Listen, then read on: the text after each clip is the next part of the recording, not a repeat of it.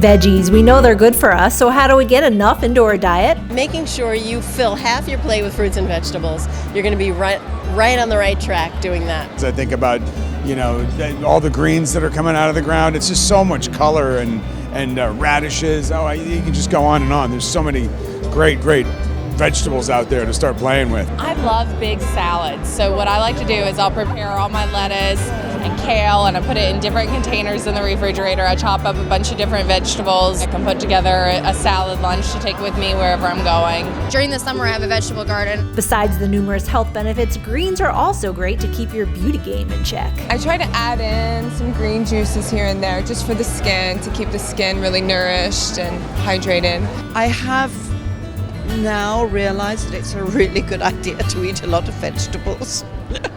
Raw vegetables is really good for your skin.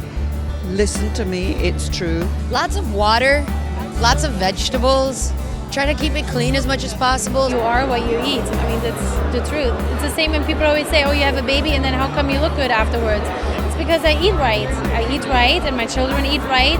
How do you get your kids to eat their veggies? My biggest thing is your kids eat what you eat. So you gotta eat the vegetables if you want them to eat the vegetables. And my daughter loves every vegetable on the planet because I do, and I truly do. I think hiding foods, like hiding vegetables and other things, makes kids think that they're bad for some reason, right?